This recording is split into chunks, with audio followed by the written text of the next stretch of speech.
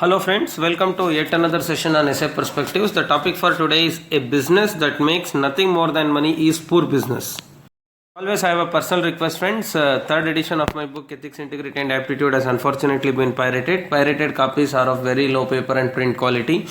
I urge all the aspirants to buy original. Original copies can be bought by clicking on the link or by scanning the QR code. Friends, as for every essay topic, this essay topic also has to be first conceptualized as being made of various components and subcomponents. So first we would introduce the topic, then we would dwell upon the essence of the topic, then we would talk about how value can be created to various stakeholders in the business, then we would discuss about merits of value creation, and then at last we would talk about we would introduce an element of analysis, critical analysis into the essay, when we would try to understand is making profits always undesirable, and then we would conclude. Friends, as soon as I saw this topic, I was reminded of health insurance products. Friends, basically what a health insurance company is supposed to do, they can sell a policy, they can collect premium, and they can reimburse your healthcare expenditure or provide cashless treatment, right? So this is the basic thing. If the health insurance company just wants to make some money, then they can very well cajole you to buy one product, collect hefty premium, and they can stop at that. But do they stop at that? No.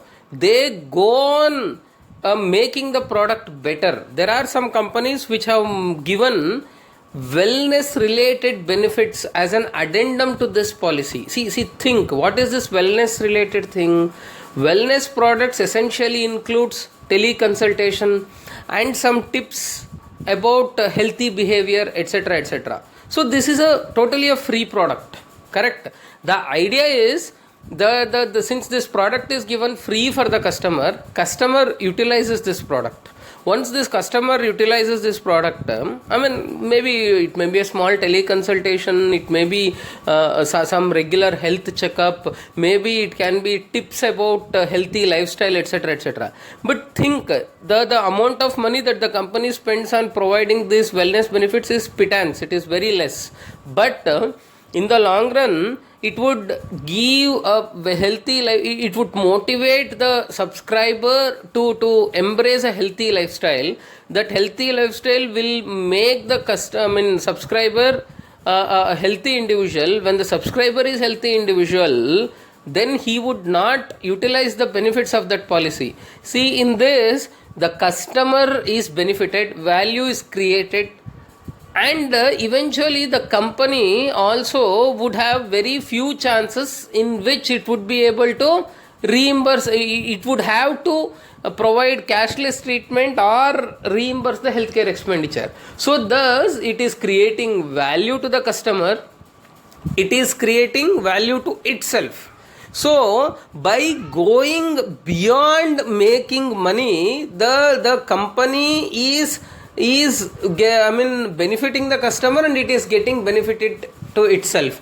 So this wellness benefits is just one aspect. So maybe even the ensuring that cashless facility is available in every hospital, and building the processes which are hassle free for the subscriber to go and avail cashless facilities. So all these things and better claim settlement ratio, all these things are some other ways in which a health insurance company is willing, is trying to create value to the customer, correct? So that means these are the aspects by implementing which the company is attempting to go beyond its narrow mandate of making profits. So when the company goes beyond its narrow mandate of making profits, then it would start creating something called value. So the companies that go beyond this narrow mandate of profits would eventually end up creating value to customers, and in turn creating value to themselves, staying in the business for long and beating the competitors successfully. If you see the health insurance landscape in India, Now new budding insurance companies like Go Digit, etc. Go Digit is India's number one emerging general insurance company. See, they have employed all these small techniques, and they are creating value to the customers, and they are easily grabbing the market share. Correct? So thus this essay seeks to examine and explore whether the business should restrict itself to making profits, or it should go beyond profits to create value. Okay, let us start, friends. So friends, after we have introduced the topic, it is time for us to understand and develop upon the essence of the essay statement. So the essay statement essentially contains so many key terms. Key terms include business, poor business, money, more than money, and after understanding the meanings of these key terms, we should understand the meaning of the entire essay statement. So first let us take the meaning of business. Business in the simplistic terms is any economic activity wherein a product, which may be a good or a service, is exchanged for money. Correct? This is the simplest way in which you can define a business. So thus, if a business, if the value of the product sacrificed is less than the value of the money received in return, then the business has created a value for itself. If the product that is sacrificed, the value of the product that is sacrificed is more than the value of the money that is returned, money that is received in return, then the business has created negative value for itself. So it has incurred loss basically. To go one step ahead and understand, see, thus if the difference between the money received in return and the value of the product sacrificed is large, then the company has made a good business. If the difference between the value of the money received and the product sacrificed is less, then the company has made poor business. Correct? So that means that is the meaning of poor business. However, there is a catch here. So this sacrificing the value of a product in return for money cannot be seen in the narrow sense of one transaction or narrow sense of a few days, few months. No, any business is set up for infinity with the assumption that it would last or it should last for infinity. Correct? So that means you have to understand this concept of business in a very long, in the longer horizon of time. So that means the company should be able to receive more value than the value that it sacrifices in the long run, so that it sustains for long run, so that it remains till infinity. So that a business that would create more value for itself by means of sacrificing the lesser value products in return for higher value money in the long run is said to be doing good business. Alternately, a company that is sacrificing the value, the sacrificing more value products and getting less value in return is said to be doing poor business in the future. It need not be loss, it can be less profit. So finally, thus poor business and good business has to be looked upon in a broad sense in the long run time horizon. Correct? So then comes the third aspect, that is money. Money essentially means profit here. Correct? Then more than money. So that means there is something more than money. What is that something more than money? That something more than money implies creating positive value for all the stakeholders. Business has many stakeholders, right? See, I would explain it in the subsequent slide. Thus, a business that attempts to create a positive, higher value to all the stakeholders involved would be making a good business, because such business is long lasting. Because if you create positive value to all the stakeholders associated with you, then every stakeholder stands to gain. So when every stakeholder stands to gain, they would continue their association with you for long. When their association is continued, then you would benefit, they would also benefit. Finally, the objective is a business should be run in such a way that everybody associated with the business should stand to benefit. When everyone stands to benefit, then the business would remain for long. On the other hand, if the business is run only to enhance, to maximize one's own profit, much to the detriment of all the stakeholders associated with the business, such business may sound robust in the short run but would eventually vanish. Correct? So this is a very simple thing. Finally, the objective is a business should create value for every stakeholder. When it creates value for every stakeholder, then every stakeholder would continue the association, everybody would stand to benefit, so you would sail together, you would stay afloat for long. See, this is a zero-sum game, friends. So this is basically a zero-sum game. What is zero-sum game? Suppose the zero-sum game essentially means profit to one would eventually mean loss to the other. Correct? So if you treat business as a zero-sum game, then if you start paying your supplier a very low price, correct? Then if you start paying supplier to very low price, of course your cost comes down. Then alternately, let us say you pay your supplier less and you charge more to your customer. So on the balance sheet it looks very hunky-dory because your cost has come down but your revenue is going up, so your profit is very promising. But how long will that sustain? In the area, after a few deals, few transactions, your supplier would stop supplying to you. Correct? And then you would start facing bottlenecks from your supply chain. Then you would have to scout for somebody. They may charge you more. Finally you would not have a better supplier relationship.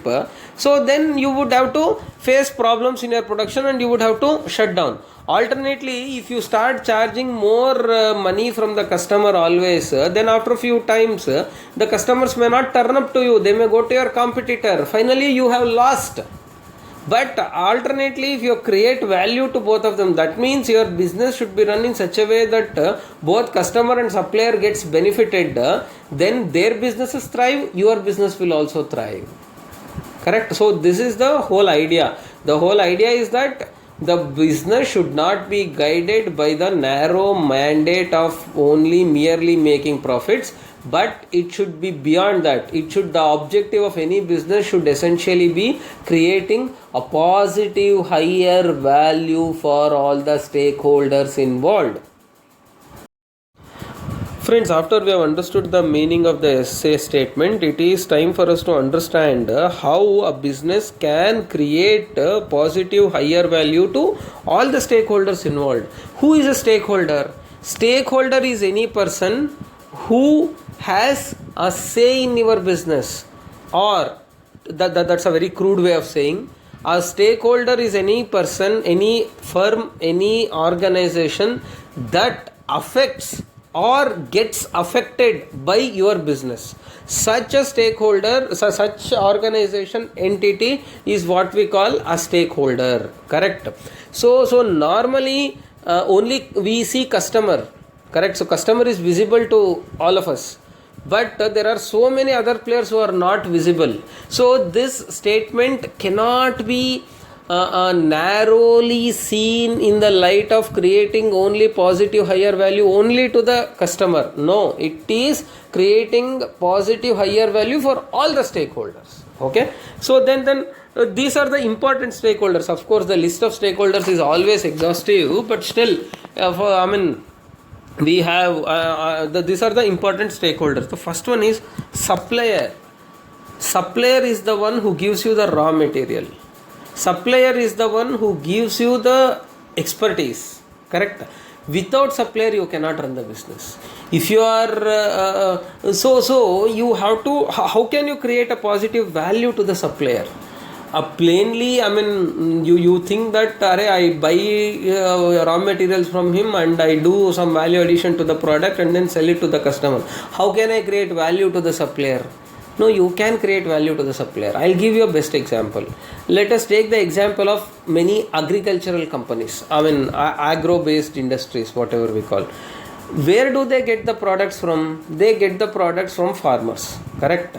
So if you just allow the farmer to grow the crops as he wishes, then leave it to him, then he may supply you a substandard product. But alternately, that is why so many companies have now started, companies like ITC and many agro-based companies have started backward linkages.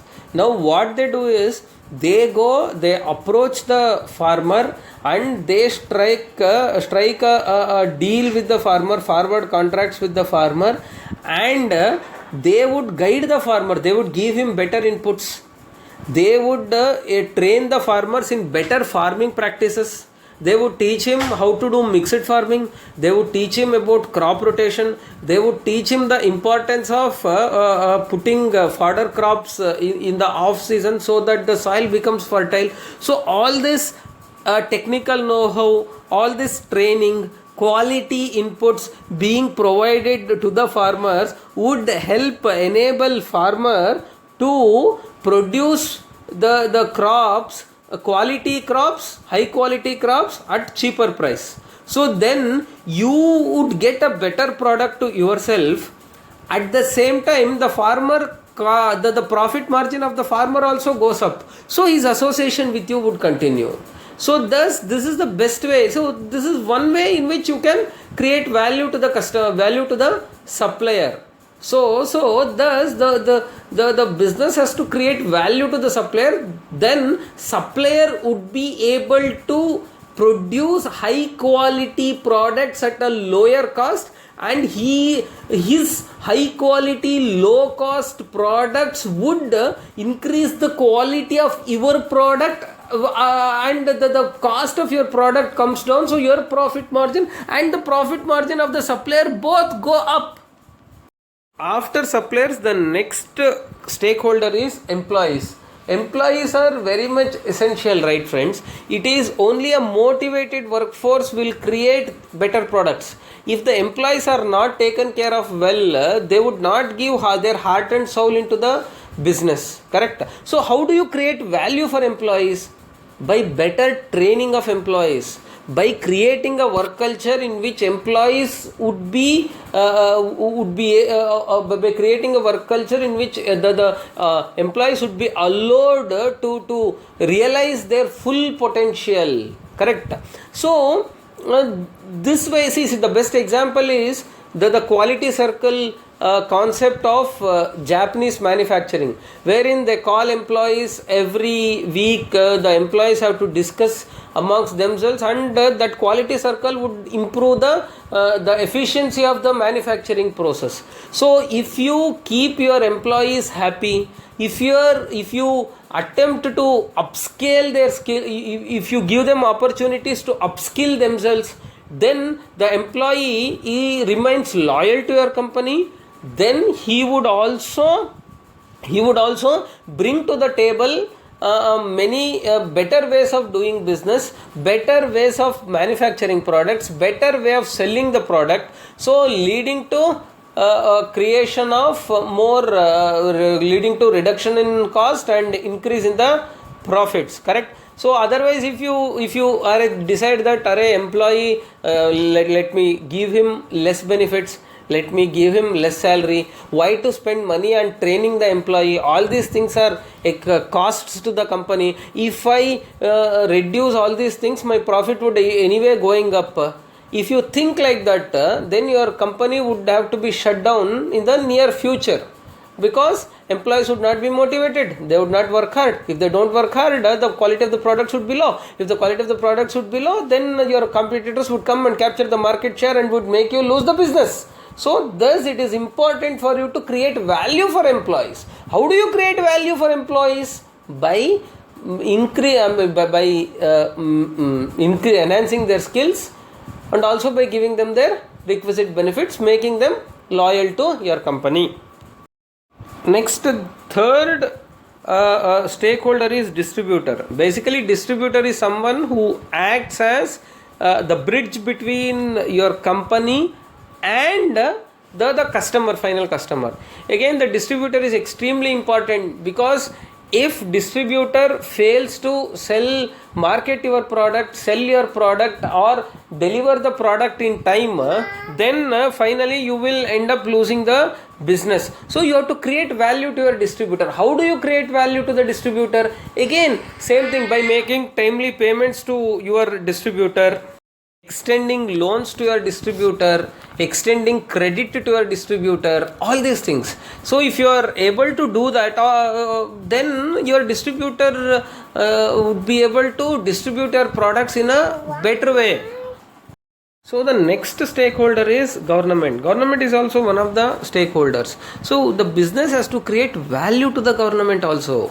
How do you, it may sound a little like, how can a business create value to the government? It can create value to the government. How?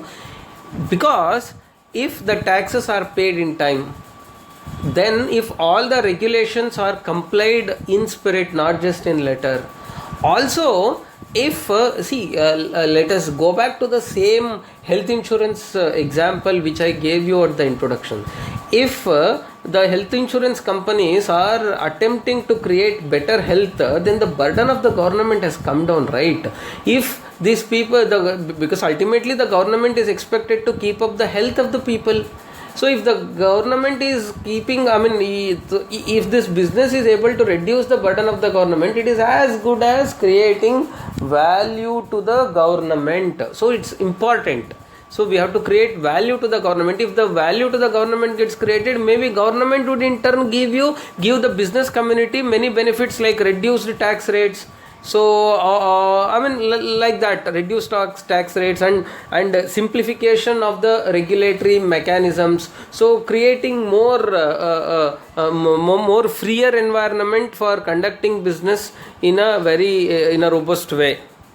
Then society is also one of the important stakeholders, because it is from the society that you get your that you get your potential customers, correct? How do you create value to the society? Through CSR. Again, through CSR and by protecting the environment, by improving the quality of air, by improving the quality of water. So all this, your business should be conducted in such a way that the society should stand to benefit. Then the last and the most important is customers. While all the other stakeholders, we may call them indirect stakeholders, customer is the direct stakeholder who has a bearing in the business. So how do you create value to the customer?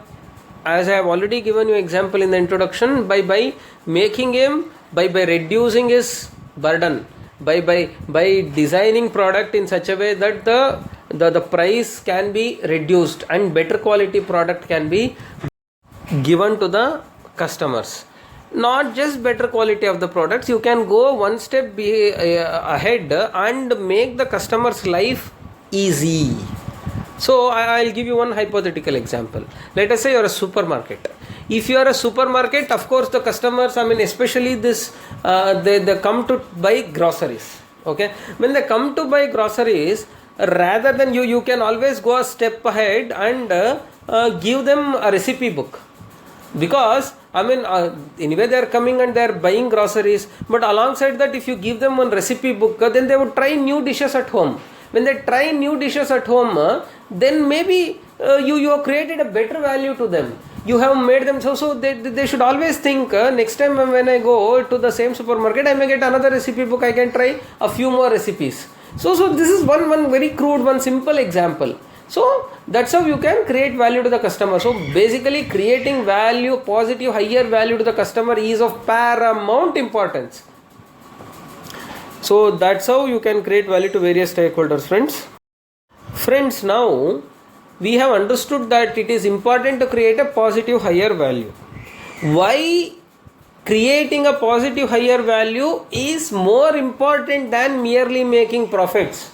How does this it is counterintuitive, right? While in an attempt to create positive higher value to all your stakeholders, you are actually increasing your cost, reducing your profit. Then why should business do that? Let's see. The first thing is customer retention. Only when you create a better value, higher positive value, then the customer would come back to you. Otherwise, you would go to your competitor. The best example is the whatever I told you just now about that supermarket wala thing. You whoever goes to visits the customer grocery shop, first day, every day, let us say you give them one recipe.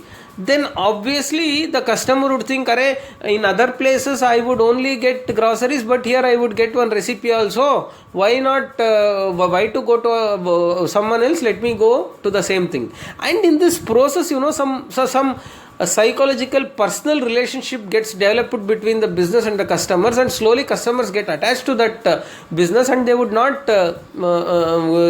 leave that business very easily. So this customer retention is really essential for ensuring that the business thrives in the long run. Next, word of mouth. Only when you create a better value, then the customers start talking and promoting your product. See, friends, the cheapest publicity, yet the most effective publicity is word of mouth. See, you may spend millions in roping in a brand ambassador, creating an ad, taking ad space in the TV, or sponsoring a cricket team, putting up the hoardings, etc. But they are very expensive, and their effectiveness is still doubtful. When will someone because everybody would be aware that these advertisements are made, publicity stunts are made with the intention to convince them to buy the product. But word of mouth is not like that. There is no interest to the customer to promote your product, but he would promote your product. And since that customer, whoever promotes your product to someone else, they have a personal relationship, they would add his publicity becomes more credible. So more customers would turn up for your product. So word of mouth is possible only when you create a positive value, higher value to your product. Correct? So that is important. Then synergies. See, I told you, friends, if the customer, if the supplier, then the business and the distributor, if they all work together as a unified whole, then there is lot of synergy. I'll just give you another example. So let us say there is one truck company which provides logistic support to your company. Correct? You can request your supplier to engage the same truck to transport or to supply raw materials to your firm. At the same time, you can request your distributors to engage the same truck company. By doing so, the truck company has gotten more business. Since they have gotten more business, they would charge less to your supplier, to your distributor also.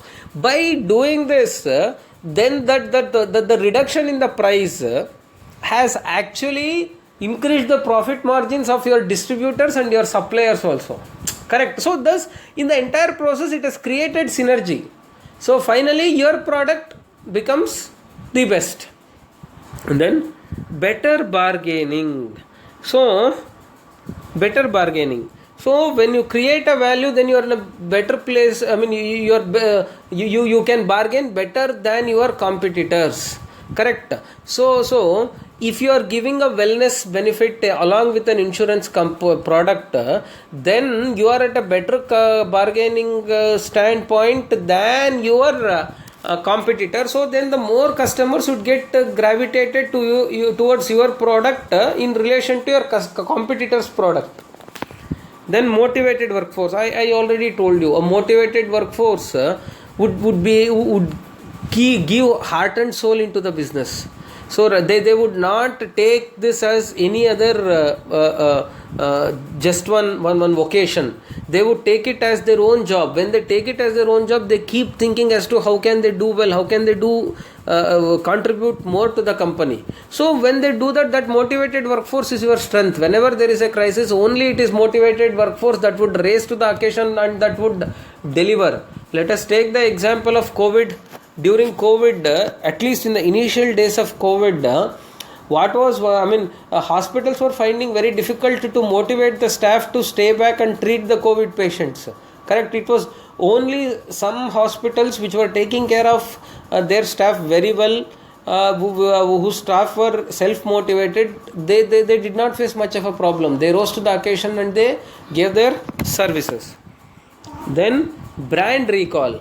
See, overall, friends, if the company, if you have created positive, higher positive value to all the stakeholders, then your brand becomes a known one. Everybody would start talking about your brand. Your brand equity goes up. When the brand equity goes up, then it is, the people know that this is the best company. So whenever they make up their mind to buy something, then they would easily go and pick your product.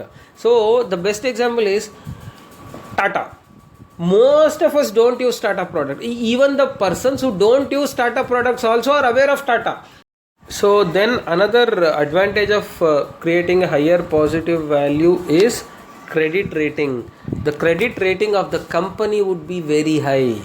So that means a company which is very prompt on making payments to the suppliers, very prompt on making loan repayments in time, etc., would obviously have better credit rating. Then it is very easy to access the sources of finance. Correct? Making a timely payment of loan installments is also creating value to your stakeholder, which is your lender, right? So that is important. Then whenever the company which creates a positive higher value to all the stakeholders goes public, then through whether it is initial public offer or follow on public offer, then the company stocks get oversubscribed many times. It is easy way to raise money from the public. The best example is Tata Technologies, which recently went for IPO. It was subscribed many number of times. Correct? So these are some of the merits. But if the business restricts itself to the narrow mandate of making profits, none of this would happen. So it's important for the business to create positive value. After so much basting against profits, now it is time for us to really pause for a bit and ask ourselves, is profit that much undesirable? No, definitely no. Profit is essential. That is the lifeblood of the business. Then how does profit help? First is foundation for value. How do you create better value, better, higher, positive value to all the stakeholders? Only when you have profits, only you will be able to do. Profit is like salt. Its presence may not be felt. Its absence will definitely be felt. You will not be able to make timely payments to your supplier if you are not making profits, or if you have negative cash flow. Only when you have profit or positive cash flow, you will be able to make profit to the customer, suppliers, make payments to the suppliers. So thus, the foundation for creating the better positive value to every stakeholder is profit. Second, value sans profit is observed.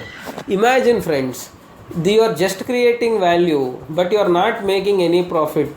Then you are not doing business, you are running charity.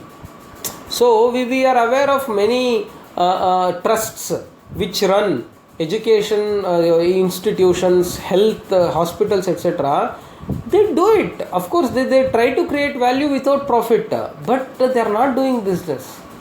They are doing charity. Then contingency fund. It is only profit that gives scope for contingency fund. All the expenditure which a business has to incur cannot be provisioned well in advance by any business. Correct? You cannot even foresee what expenditure would come from what end. So in such a scenario, you should have a contingency fund. Suddenly some expenditure comes, you should be able to meet that expenditure. So thus profit gives you that cushion, that contingency fund. Next, strategic inflection points. See friends, strategic inflection points means there are crossroads in which the way in which a business has to be conducted may undergo a change. Just as Intel, which was basing its business on memory chips, had to shift to microprocessors. Sometimes at some point of time, you may have to take tough calls in business. In such a scenario, for you to shift from one portfolio to another portfolio, you need time, and that time you may not be making much of a profit. That's a very crucial period for your business. If you don't sustain in that crucial period, then you will perish immediately. So what is that one thing that gives you that cushion to cross that strategic inflection point successfully? It is only the profit that you have made all these days. If not for profit, then you cannot switch from one portfolio to another portfolio. It becomes extremely difficult. So another example is, sometimes the entire industry would be getting itself reshaped. When industry itself getting reshaped, then you don't know what to do. In such critical time, you'll have to stay afloat in the business. That is also possible only by managing through the profits accumulated in the past. So the best example is hardware industry, the computer industry. How was it earlier in 80s, 90s and all? It was essentially a vertical industry. That means the company that created a computer manufactured its own application software, its own operating system, its own hardware, its own distribution channel. Correct? So but later how the industry transformed? Later the industry transformed from a vertical industry to a horizontal industry, where the players came up, specialized players came up in creating application software. There are specialized players who do only operating systems. Correct. There are some players who would take that operating system and create a computer, and in which you can download any application software. So thus one company doing all these things through a vertical integration metamorphosed into an industry where you had various players specializing themselves. Correct. So to make it clear, earlier, see, now you have MS Office. MS Office, you can use it. You can use it in HP. You can use it in Microsoft.